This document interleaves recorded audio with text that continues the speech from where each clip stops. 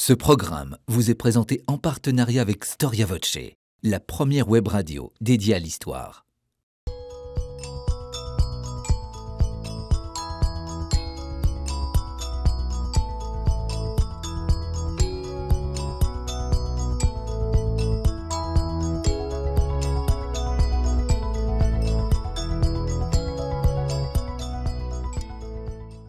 Bonjour à toutes et à tous, je suis très heureux de vous retrouver sur le plateau de votre émission Au risque de l'histoire. Alors vous le savez, nous nous efforçons au cours de cette émission de déconstruire les mythes autour de l'histoire de l'Église et du christianisme en général, des mythes élaborés entre autres tout au long du XIXe siècle, mais aussi au cours de la Renaissance. Or, une des idées reçues les plus répandues aujourd'hui encore est celle d'un Moyen-Âge obscur qui ne faisait guère de place à l'intelligence.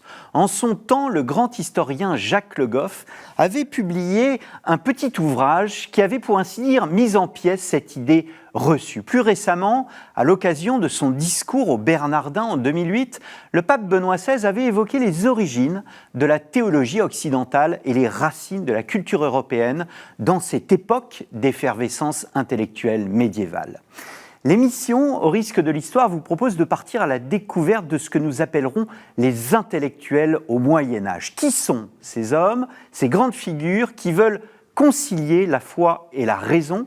Comment étaient-ils organisés et dans quelle structure? Comment vont-ils utiliser la pensée grecque et l'adapter à leur époque? Quels seront les conflits, parce qu'il y en aura, autour de ce qu'on appelle la scolastique? C'est ce que nous allons voir avec Bénédicte Serres et Cédric Giraud. Bénédicte Serres, bonjour. Bonjour. Merci d'avoir répondu à notre invitation. Ce n'est pas la première fois que vous venez sur ce plateau. Vous êtes venu avec Nicole Berrioux pour évoquer la papauté d'Avignon. À cette occasion, j'avais montré votre livre « L'invention de l'Église » paru chez PUF. Je n'avais pas présenté cet ouvrage, qui est un ouvrage absolument magnifique. « Penser l'amitié au Moyen-Âge ». Il s'agit ni plus ni moins que de votre thèse, en tous les cas d'une partie de votre thèse. Un livre paru chez l'éditeur belge Brepols. Cédric Giraud, bonjour. Bonjour. Alors, vous êtes professeur de latin médiéval à l'université de Genève, spécialiste donc de l'époque médiévale, et vous avez publié chez Gallimard, dans la fameuse collection de la Pléiade, les écrits spirituels du Moyen-Âge, donc que vous avez commenté et introduit. Alors, Bénédicte Serres, j'ai oublié de vous dire que vous étiez maître de conférence à l'université Paris-Nanterre. Je me tourne vers vous, Bénédicte. Il y a tout d'abord ce mot d'intellectuel du Moyen-Âge. Je le disais en introduction, les intellectuels au Moyen-Âge, c'est ce livre de Jacques Le Goff. Il s'agit d'une ancienne édition, il est toujours disponible. C'est un classique. Est-ce que ce terme d'intellectuel du Moyen-Âge est approprié? Alors, vous évoquez le livre de Jacques Le Goff, qui est vraiment le livre que tout médiéviste qui se respecte doit avoir dans sa bibliothèque et auquel on recourt sans cesse. Et quand Jacques Le Goff écrit Les intellectuels au Moyen-Âge, il assume l'anachronisme violent du terme intellectuel. Parce que c'est un anachronisme. Parce que c'est un anachronisme, Cédric me complétera vraisemblablement, qui a été inventé dans les années de l'affaire Dreyfus. C'est Barrès, Maurice Barrès, qui en tant qu'anti-dreyfusard avance le terme contre pour invectiver Zola et les autres, Octave Mirbeau, Anatole France, etc., c'est-à-dire le camp des Dreyfusards. Et donc pour lui, c'est une invective. Intellectuel, c'est vraiment celui qui s'occupe de ce dont il n'est pas spécialiste, puisque Zola est un littérateur, c'est un homme de lettres. Pourquoi est-ce qu'il va s'occuper d'espionnage et d'affaires militaires? Et ensuite, Sartre, dans les années 60, dont on sait qu'il est le paradigme de l'intellectuel, il définira l'intellectuel en disant c'est celui qui se mêle de ce qui ne le regarde pas. C'est-à-dire qui verse dans des champs et des domaines dans l'espace public pour disserter sur tout. Pour s'engager surtout. L'intellectuel, c'est un homme engagé. Et évidemment, pour le Moyen-Âge, on est dans un anachronisme violent parce que la question, c'est est-ce qu'il y a ces engagements idéologiques, politiques, militants à l'époque du Moyen-Âge? Et c'est la vraie question. Vous avez la réponse à cette question, Cédric Géraud ? Alors, non, pas tout à fait. Les choses sont toujours assez complexes et nuancées. Et comme le rappelait Bénédicte, cette notion d'intellectuel, elle apparaît à la fin du XIXe siècle, au moment où Zola écrit sa fameuse lettre « J'accuse », et cette lettre qui est destinée au président de la République. Donc, comme le disait très bien Bénédicte, c'est l'idée que l'intellectuel va intervenir dans le débat public, dans les affaires du temps, en s'adressant au pouvoir politique.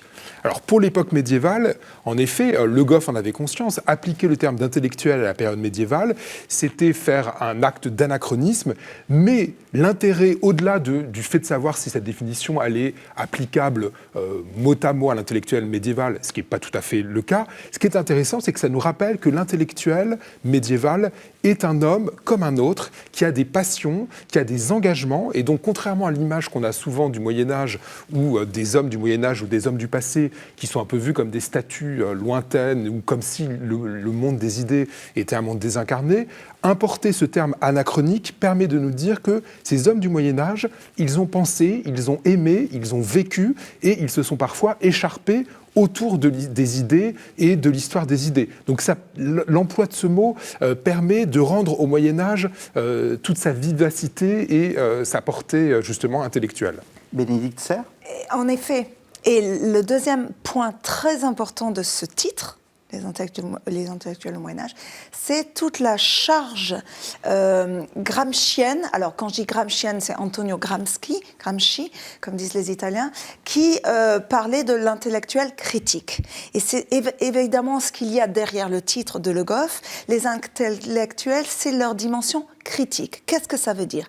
Ça veut dire que dans l'acception du terme par Gramsci, qui est reprise par Le Goff, un intellectuel, c'est nécessairement quelqu'un qui adopte une posture critique par rapport au pouvoir, par rapport à l'autorité, par rapport à l'État.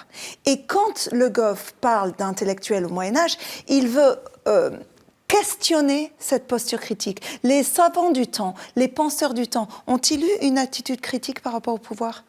Est-ce qu'on doit distinguer, le Goff le fait, le clerc du prêtre ? Est-ce que le mot clerc, au fond, a une dimension, non pas supérieure, mais autre que celui du prêtre qui est là pour dispenser les sacrements ? Alors effectivement, les clérici, ce sont ceux qui sont les litterati, les lettrés. Donc on peut vraiment distinguer le prêtre qui va administrer les sacrements et qui a un rôle dans la hiérarchie de l'Église, des clercs, des simples clercs qui peuvent être uniquement tonsurés, qui vont avoir un rôle effectivement intellectuel et qui n'ont pas forcément un rôle dans la hiérarchie ecclésiastique, ce qui leur donne en retour une liberté de parole qu'un prêtre n'aura pas forcément. Ce qui m'a étonné, c'est de voir que nous sommes à une époque, encore une fois, il s'agit de sortir des idées reçues, nous sommes à une époque de renaissance. Il y a l'univers urbain qui se développe, il y a cet essor urbain, et ce mouvement intellectuel est parallèle à ce mouvement urbain. Les deux sont indissociables. Oui. Et pour rebondir sur ce que vient de dire Cédric, c'est une ambiance d'émancipation. Le mouvement urbain, c'est l'émancipation des communes. C'est l'émancipation communale par rapport à cette tutelle royale ou seigneuriale. Et les universitaires, au moment de la fondation de l'université, c'est-à-dire à partir des années 1200, sont aussi dans une dynamique d'émancipation. Émancipation par rapport au pouvoir, émancipation par une liberté de pensée qui est fondamentale et centrale pour eux. Et dans cette dynamique d'émancipation par le savoir. Nous sommes au Xe, XIe, XIIe, XIIIe siècle. Alors, le redémarrage des écoles, c'est la seconde moitié du XIe siècle. On a les frémissements de ce mouvement intellectuel qui s'accélère avec le XIIe siècle, qui est cette période de renaissance, la fameuse renaissance du XIIe siècle, et qui arrive à maturité au XIIIe siècle avec la fondation de l'Université de Paris entre 1200 et 1231. Et pour revenir sur cet aspect économique, il est fondamental, puisqu'effectivement, c'est la possibilité de dégager des surplus agricoles, la capacité qu'a la ville à devenir un chantier urbain qui attire des maîtres et des élèves. Et c'est effectivement parce qu'il y a des moyens économiques qu'on peut aussi fonder des écoles et les maintenir. Donc il ne faut pas imaginer cette vie intellectuelle suspendue sans un substrat économique dynamique. Alors la première édition de ce livre, qui existe toujours aux éditions du Seuil, date de 1957, ce qui est absolument incroyable qu'un livre reste autant de temps dans le champ historiographique. Et il y a malgré tout des évolutions et nous allons en parler aujourd'hui. Par exemple, est-ce qu'il faut opposer le modèle de la ville et celui en dehors du monde monastique en ce qui concerne l'intelligence chrétienne? Le Goff le fait. Est-ce qu'on doit le faire toujours aujourd'hui, opposer ces deux univers? Alors, ce schéma historiographique qui consistait effectivement à opposer le cloître et l'école urbaine est en partie périmé. Et de nombreuses recherches depuis le livre de Jacques Le Goff ont montré qu'il existait un souci de la culture dans le milieu monastique, qui est lié à la vocation même bénédictine. Dans la règle de Saint-Benoît, la lecture tient une place importante, et au contexte particulier du XIIe siècle, où effectivement on note une renaissance des savoirs dans les monastères. Il peut s'agir d'ailleurs de la médecine, mais aussi plus largement de la compréhension de la théologie. Je pense notamment à Anselme de Canterbury, donc saint Anselme, qui développe une compréhension du mystère divin à travers cette formule très célèbre de la fides quaerens intellectum, la foi à la recherche de l'intelligence. Donc c'est l'idée que le théologien chrétien ne doit pas opposer, pour le dire de manière un peu rapide, théologie et philosophie, mais au contraire que le monastère est un lieu où l'on peut vivre ces vérités. Bénédicte Serre ? Et si l'on enchaîne sur l'épisode suivant, avec l'arrivée des ordres mendiants, c'est justement cette symbiose entre la ville et le statut religieux, puisque, et c'est Le Goff lui-même qui l'a montré dans un autre dossier, plutôt des années 1968, c'est-à-dire qu'il y a une superposition exacte de la cartographie des couvents mendiants et de la cartographie des villes. Autrement dit, le nombre de couvents mendiants vous dit la grosseur d'une ville. L'urbanisation et la présence des ordres mendiants est exactement superposable. Pourquoi ? Parce que le charisme fondamental des ordres mendiants, c'est justement de pénétrer les villes, là où il y a le plus de population, là où ils sont en contact le plus direct avec ce peuple à évangéliser. Et donc là, on n'est plus du tout dans cette opposition qui avait un sens à l'époque des fondations cisterciennes, entre autres. Mais on n'est plus du tout dans cette opposition, on est plutôt dans une symbiose absolue.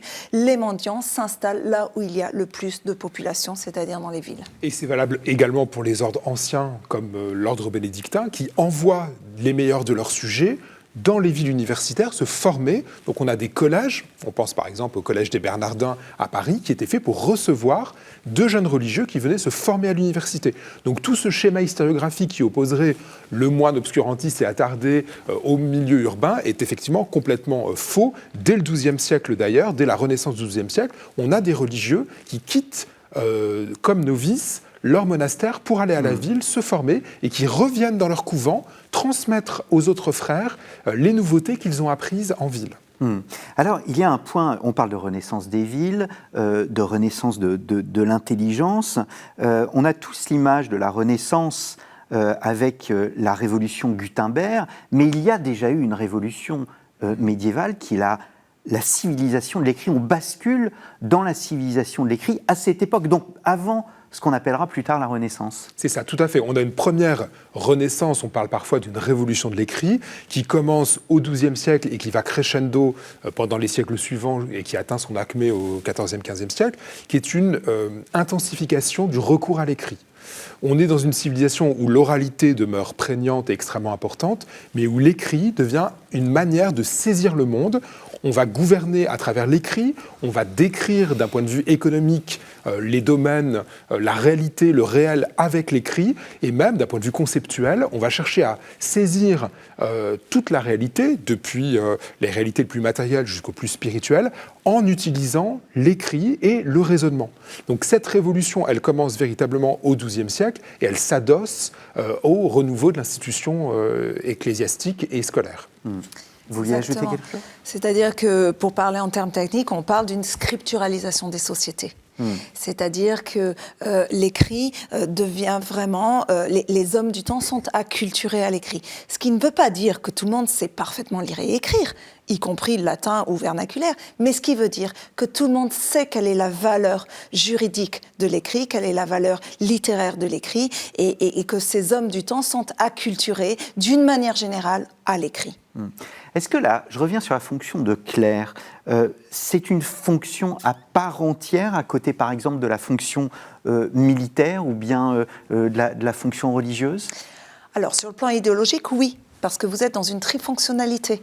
Et c'est les trois ordres de la société qui remontaient déjà à un schéma anthropologique dont Georges Dumézil a bien retranscrit les origines. Donc, sur le plan idéologique, oui, vous avez les clercs, c'est-à-dire les oratores, ceux qui prient. Vous avez ceux qui défendent le territoire et les populations, c'est-à-dire les bellatores, les seigneurs, l'aristocratie, on va dire, pour faire très vite. Et puis, vous avez ceux qui travaillent, les laboratores.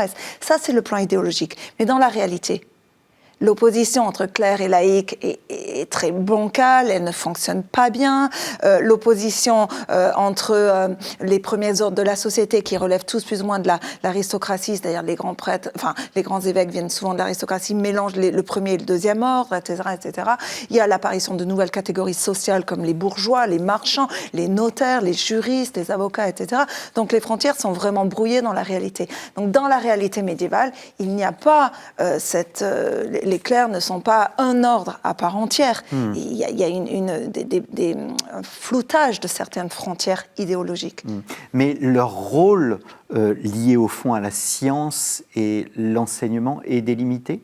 Alors oui, ils ont quand même de facto le monopole du savoir, et à travers certaines charges comme la charge d'enseignement, donc la charge de scholasticus, maître d'école, l'Église cherche à encadrer cette tâche d'enseignement. C'est-à-dire que tout le monde ne peut pas prêcher, évidemment, c'est un enjeu, y compris de l'hérésie, et tout le monde ne peut pas enseigner. Donc de plus en plus au cours du XIIe siècle, c'est le cas notamment avec le pape Alexandre III dans les années 1170-1180, on cherche à encadrer la transmission du savoir, et l'Église cherche à réserver ce monopole à des clercs qu'elle va déléguer à cette tâche. Mais pour revenir sur cet aspect justement social, il est important de voir, de même qu'il n'y a pas d'opposition entre le monde des cloîtres et le monde des villes, de même entre clercs et laïcs, les choses sont beaucoup plus subtiles.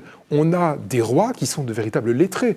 Et c'est pas pour rien qu'un roi d'Angleterre, Henri Ier, s'appelle Henri Ier Beauclerc, parce qu'il est lettré comme un clerc.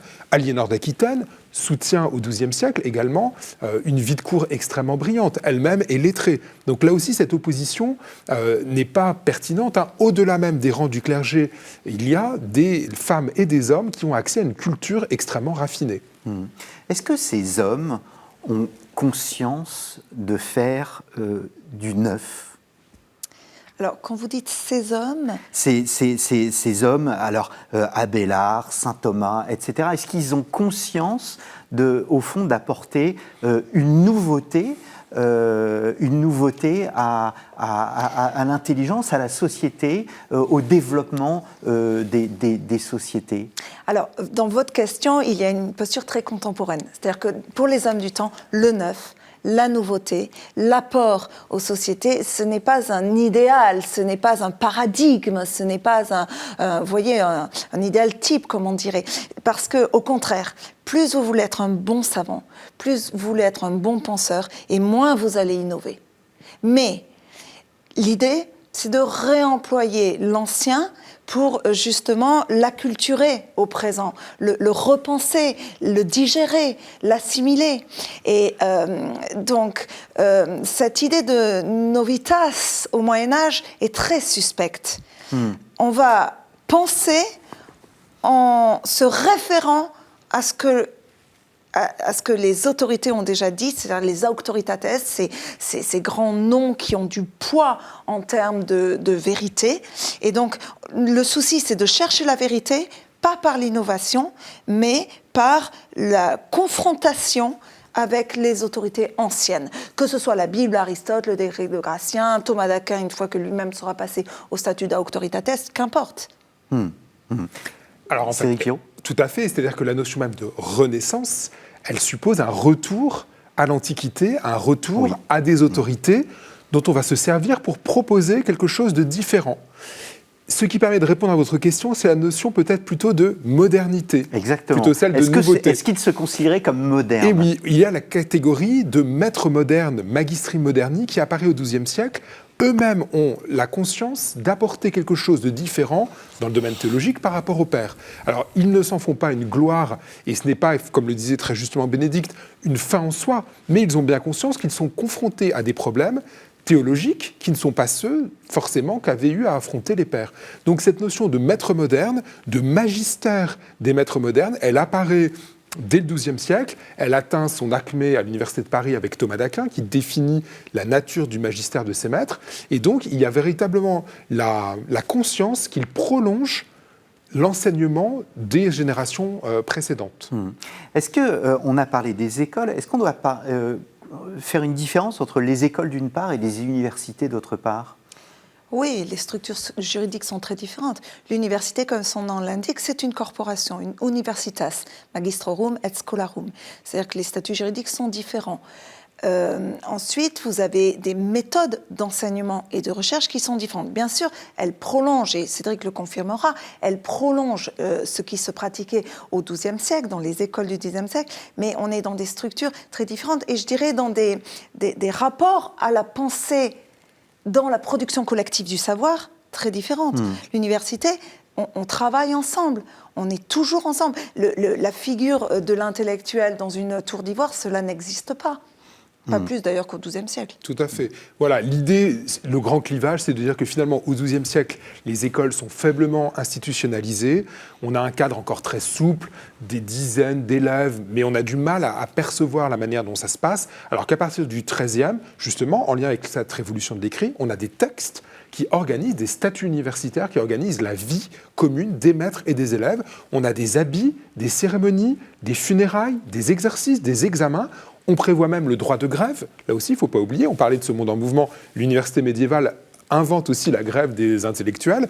Et donc, on a un milieu qui s'institutionnalise, qui se structure. Donc, c'est ça la grande différence. Et d'une certaine manière, alors avec bien des avatars, en passant par l'époque moderne et l'université impériale, l'université contemporaine hérite, à travers notamment l'exercice du droit de grève et des cérémonies universitaires, de cette organisation corporative médiévale. Et tout ce que vient de dire Cédric a été très très bien étudié par un jeune collègue qui s'appelle Antoine Destenberg, qui a particulièrement travaillé sur l'honneur des universitaires, c'est-à-dire l'identité des universitaires, et pour répondre à votre question précédente, qui avait conscience de faire corps et d'être en appartenance par tous ces phénomènes de rituels, d'habits, de signes de distinction sociale, comme dirait Père Bourdieu, etc. Alors, les éditions Les Belles Lettres ont publié le livre La Fondation de l'Université de Paris, 1200-1260, dans la collection Sagesse médiévale. Là, on parle de l'Université de Paris, mais ce qu'on évoque, saint Thomas d'Aquin, c'est un mouvement européen, au fond. Oui, complètement. Alors, l'Université de Paris était quand même, avec celle de Bologne, était quand même le modèle paradigmatique de ce qu'est une université. Et puis, c'était l'alma mater pour la théologie. Donc, il y a eu un mouvement moteur de l'Université de Paris. Mais ensuite, vous avez d'immenses universités comme celle de Cambridge, ensuite celle d'Oxford, par sécession, et puis toutes les universités italiennes. Et puis ensuite, à partir du XIVe siècle et surtout du XVe siècle, beaucoup d'universités d'Europe centrale qui ont été très prestigieuses aussi. Je pense à l'université Jagiellon, par exemple, à Cracovie. Et donc, il y a une multiplicité dans la cartographie de ces universitaires qui essaiment, de ces universités qui essaiment donc après celle de Paris. En effet, on passe d'un modèle qui est un modèle centré sur quelques grands centres universitaires spécialisés dans un enseignement. Paris sera plutôt pour la théologie, les arts du langage, l'Italie plutôt pour la médecine et pour le droit avec Bologne, à une nationalisation des universités et leur multiplication dans un cadre national à partir du XIVe, XVe. Chaque monarque veut avoir son université, au moins une université nationale. Donc on a une multiplication des universités en fonction aussi de la création des États-nations. C'est un élément de prestige, justement. Bien sûr, c'est un élément de prestige économique, puisqu'elle va permettre de nourrir un marché, y compris un marché du livre, donc il y a des enjeux économiques importants, et c'est un élément de prestige intellectuel, puisque ça permet d'attirer du monde, et pour le roi d'avoir des lettrés qui éventuellement vont pouvoir le célébrer. Exactement, et notamment, on peut noter l'exemple de Naples, qui est une université d'État fondée par Frei de Hohenstaufen, c'est-à-dire, on est dans les années 1224 à peu près, c'est-à-dire une université qui a pour objet de produire des intellectuels d'État. Parce que, pour reprendre la distinction gramscienne, des intellectuels organiques, c'est-à-dire qui sont au service de l'État lui-même. Est-ce que, alors justement, ça sans rentrer dans les polémiques contemporaines, est-ce qu'elles sont autonomes, ces universités ? Est-ce qu'elles sont autonomes à la fois vis-à-vis du pouvoir ecclésiastique, mais aussi du pouvoir laïque ? Alors, disons que c'est une liberté tempérée. L'université, à l'origine, c'est une fondation qui est soutenue par l'Église, par le pape. C'est le cas de l'Université de Paris, qui reçoit sa bulle de fondation du pape Grégoire IX en 1231, la bulle Pares Scientiarum. Donc, elles sont protégées, donc on garantit une protection, mais qui permet de développer une liberté.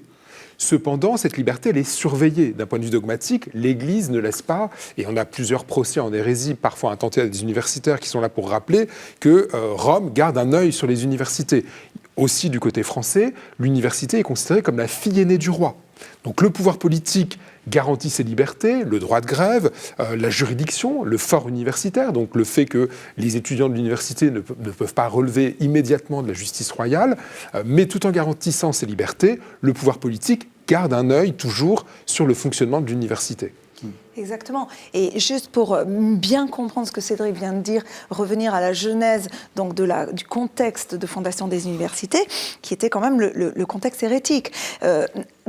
Avec le problème des hérésies albigeoises, ont émergé deux outils dans l'Église pour lutter contre ces hérésies, les ordres mendiants d'une part et les universités d'autre part. Et dans l'université, on est vraiment dans cette fabrique de l'orthodoxie, d'où la tutelle directe par le pontife, au-delà de la tutelle épiscopale des universités, notamment de l'Université de Paris, mais surtout cette importance que l'université produise de l'orthodoxie. Et quand en 1270 et en 1277, les aristotéliciens de l'Université de Paris expérimentent leurs idées jusqu'au bout de leur retranchement et qu'ils commencent à verser dans des doctrines hétérodoxes, eh bien, ils sont quand même rappelés à l'ordre par l'évêque de Paris, Étienne Trempier. Alors, je reviens sur le monde universitaire, peut-être de manière générale. Et même social, c'est un moyen, justement, de promotion sociale, l'université ? Ça le devient. C'est-à-dire qu'à l'origine, les écoles du XIIe siècle ne sont pas destinées forcément à former des cadres pour l'Église et pour le pouvoir. Mais petit à petit, et des études très précises l'ont bien montré, les espoirs de promotion sociale que favorisent les écoles sont tout à fait réels et on a de plus en plus de clercs qui font carrière à la cour du roi de France, à la cour du roi d'Angleterre aussi, énormément. Et donc, avec cette promotion de l'écrit, être clair, être lettré devient un moyen de gagner sa vie et de faire une carrière à la cour qui peut être extrêmement rémunératrice. On a des exemples fameux d'universitaires qui se sont enrichis au service du roi. Oui, on parle d'une aristocratisation du savoir. De la noblesse du savoir. Par exemple, les études de Patrick Gilly ou celles d'Elsa Marmoustein ont montré comment les théologiens acquièrent et revendiquent de plus en plus au fil du temps une posture sociale, une fonction sociale, une véritable fonction dans la société, notamment celle d'édicter la norme. Alors justement, j'ai découvert en lisant le Le Goff que l'examen, tel qu'on le conçoit aujourd'hui, qui sanctionne l'année, fait son apparition à cette époque.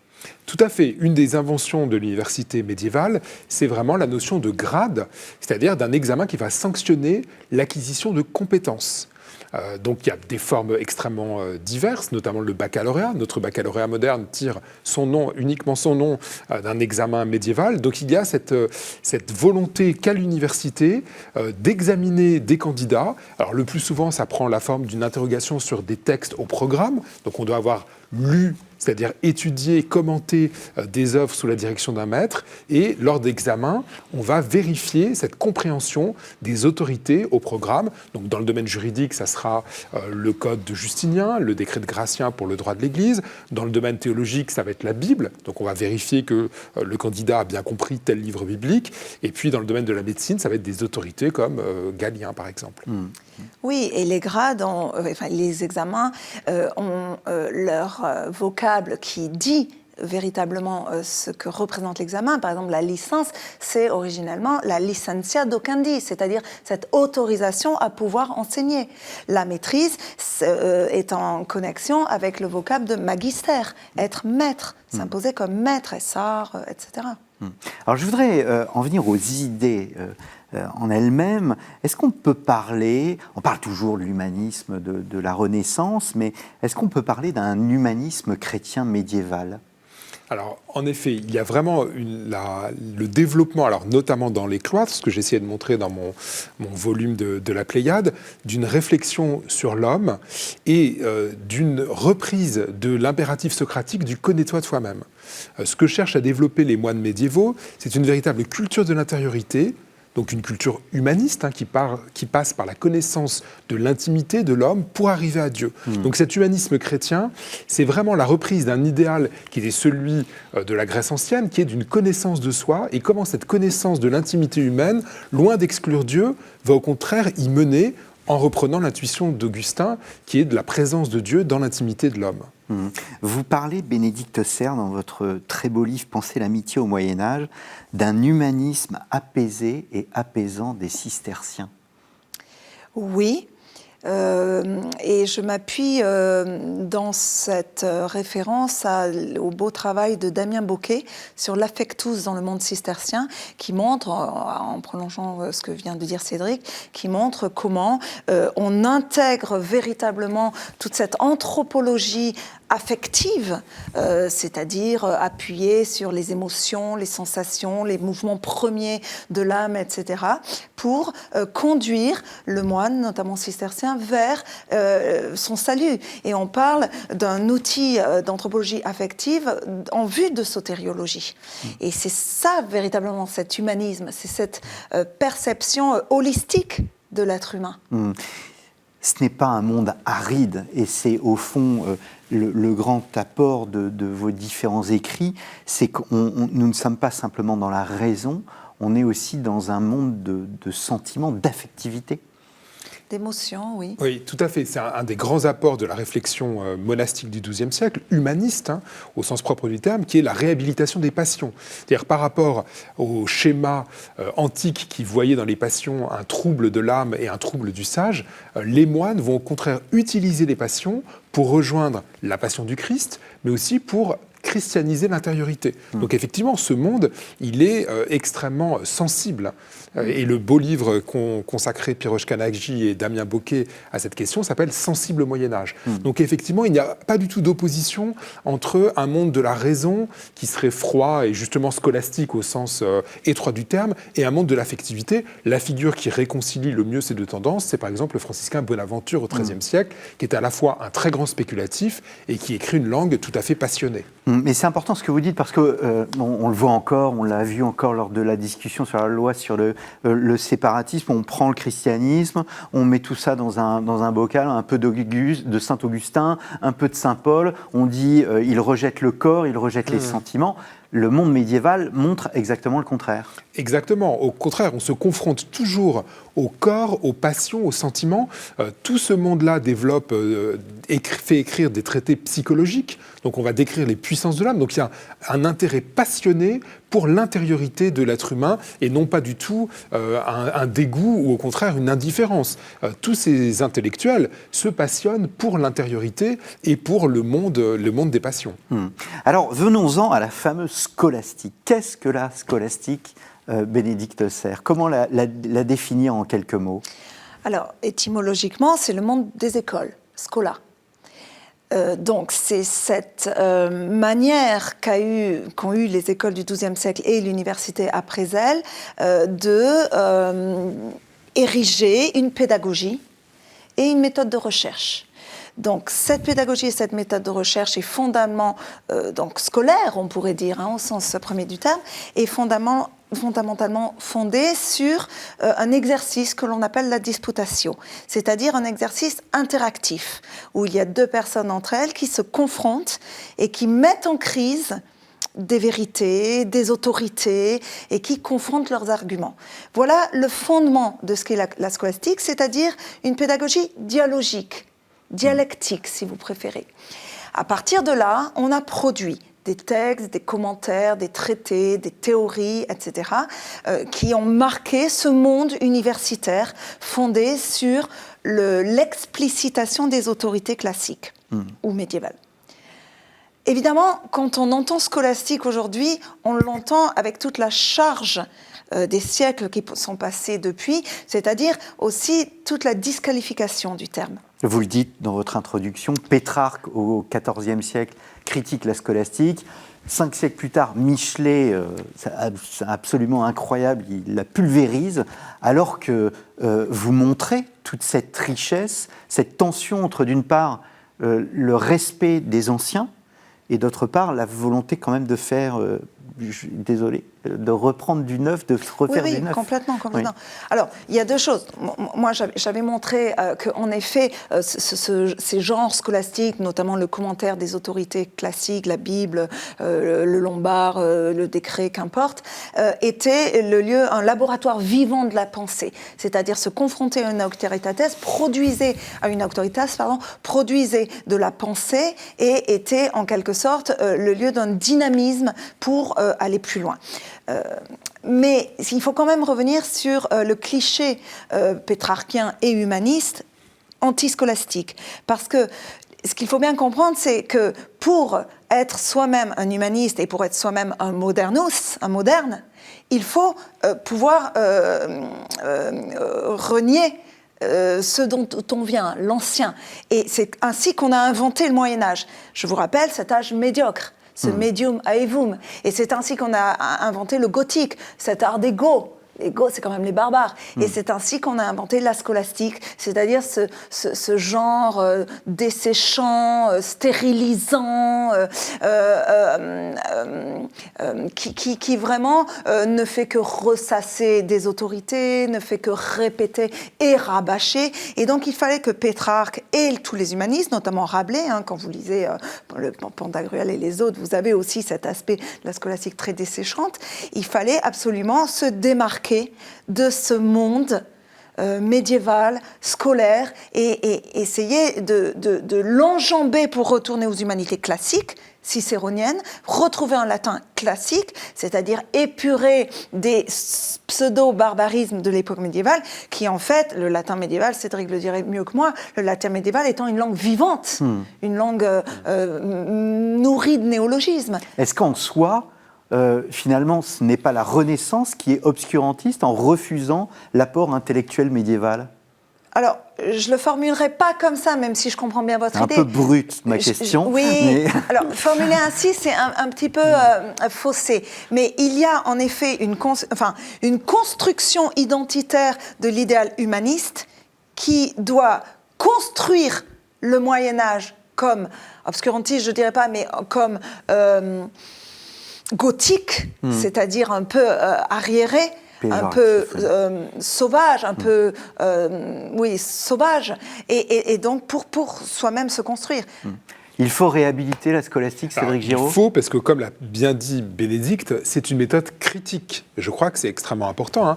L'esprit critique, il ne date pas des Lumières ou de la Renaissance. Dès l'époque médiévale, on confronte une opinion avec son contraire, la partie pro, la partie contra, pour arriver à la vérité. Donc, comme l'a dit Bénédicte, le processus dialogique, c'est par le dialogue, par la confrontation des points de vue, qu'on va produire une vérité. Donc là, c'est une méthode absolument critique dans ses fondements. L'autre point important pour compléter ce qu'a dit Bénédicte, c'est que malgré ses coups de boutoir, la Renaissance ne va pas mettre fin à la scolastique. Il existe tout un mouvement intellectuel qu'on appelle la seconde scolastique, qui est la scolastique de l'époque moderne, qui va fleurir notamment en Espagne, dans l'Europe méditerranéenne, mais aussi en France, dont la philosophie de l'époque moderne se nourrit. Descartes, par exemple, est formé à la scolastique. On l'oublie souvent, mais Descartes, par bien des aspects, est un auteur scolastique. Gilson l'avait montré avec d'autres.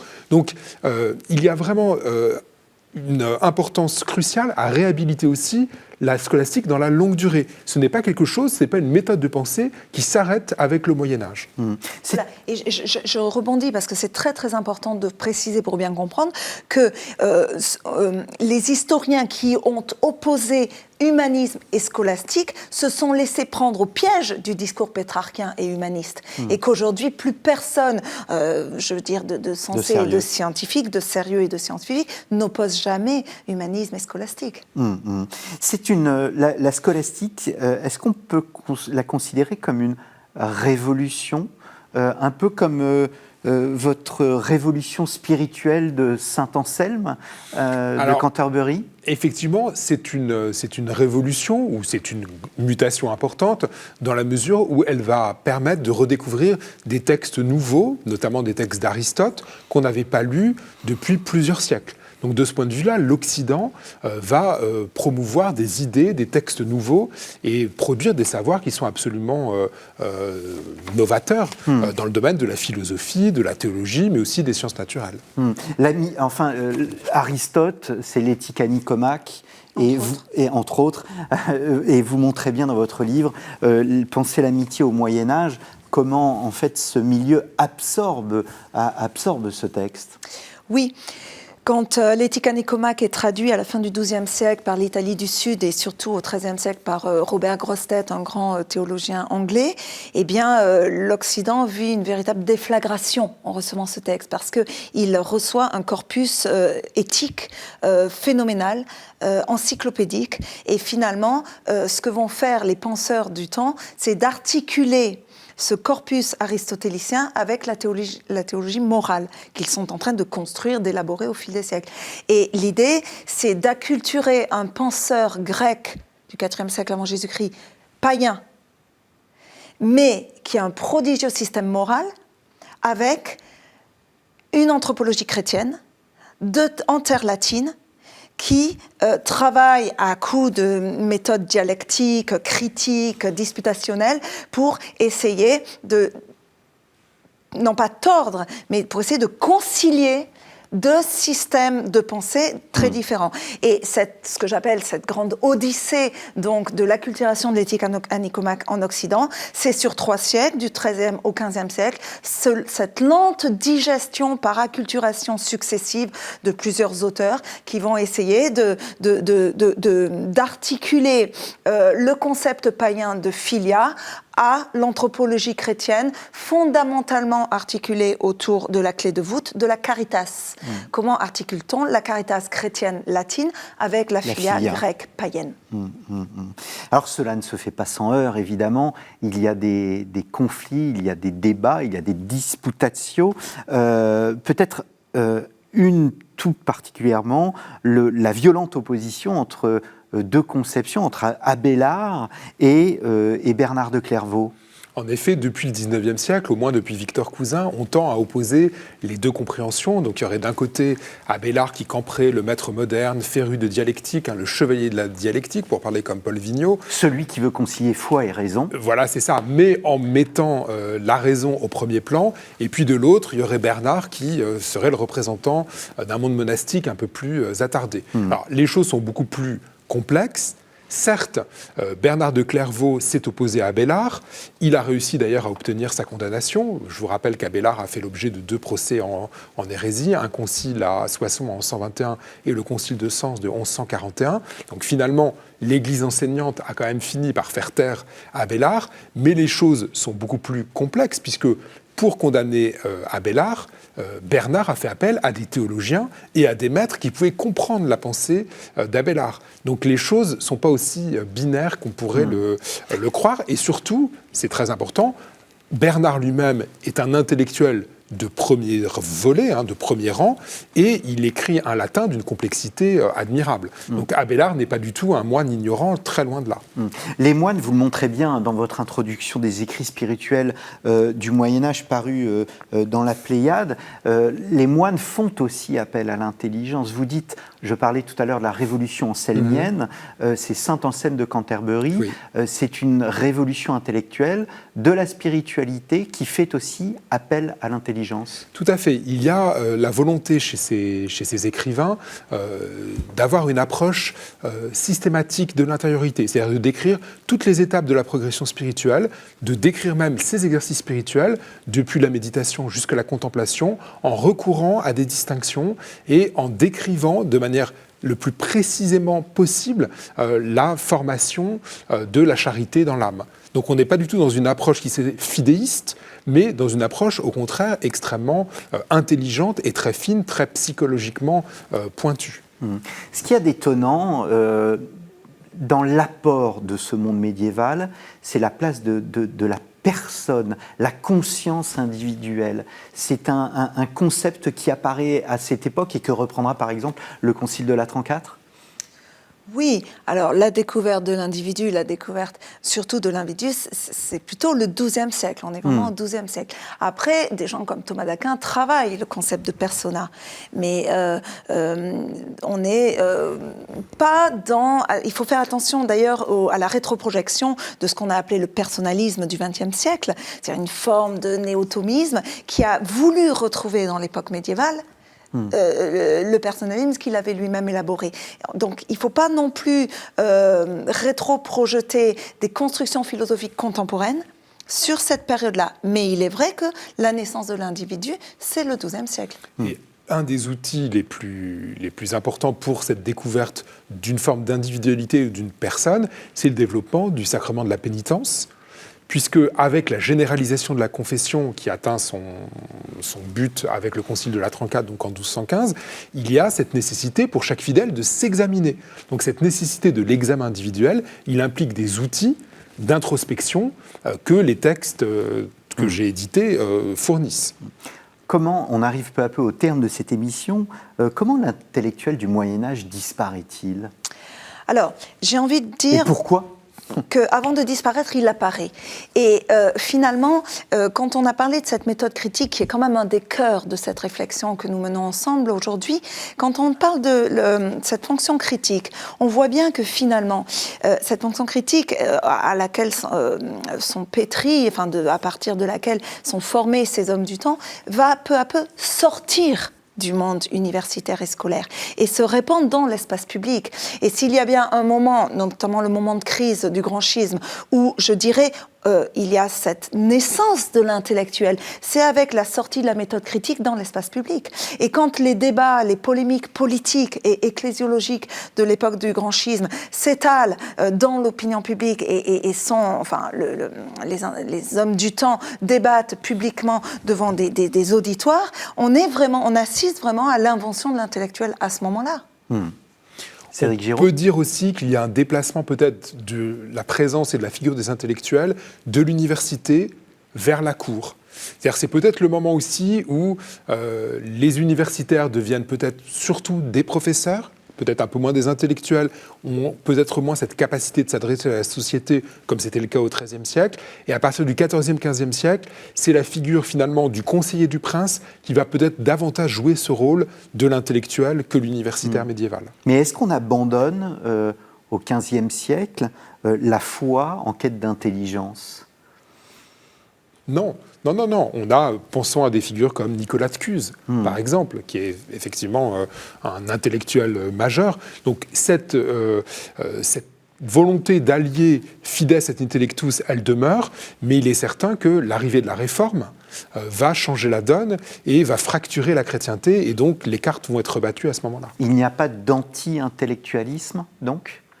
À l'époque médiévale ? Non, mais à la fin de l'époque médiévale, au moment de l'arrivée de la Renaissance et du protestantisme. Alors, il y a des tendances, on peut penser, en nuançant à la dévotion moderna, donc des tendances qui naissent dans les Pays-Bas actuels vers la recherche d'une religion plus individuelle, plus tournée vers l'intériorité, mais qui serait peut-être un peu moins nourrie de scolastique. Il y a cette tendance-là qui se fait jour, et la Réforme va lui donner effectivement une grande ampleur.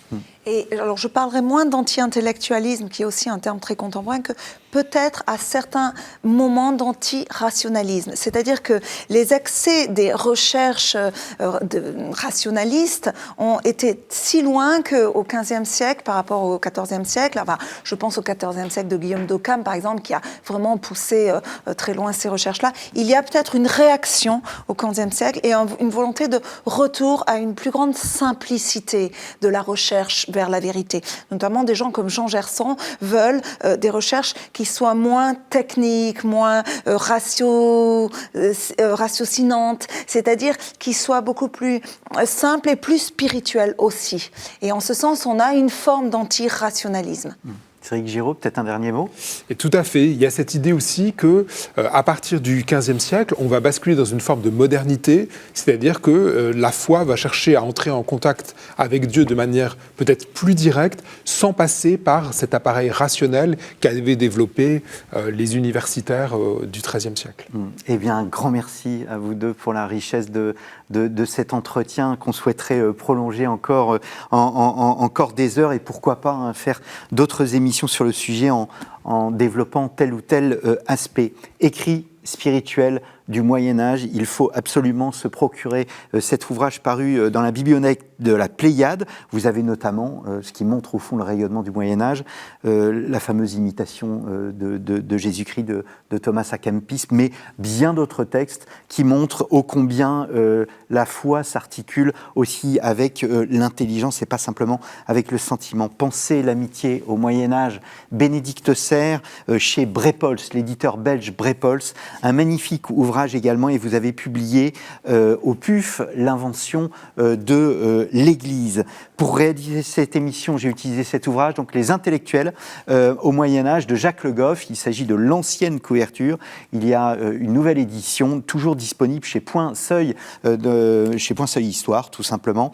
Et enfin, nos amis des Belles Lettres, vous êtes un ancien élève de l'école des Chartes. Les Chartes sont très importantes. En plus, elles fêtent leur 200e anniversaire cette année.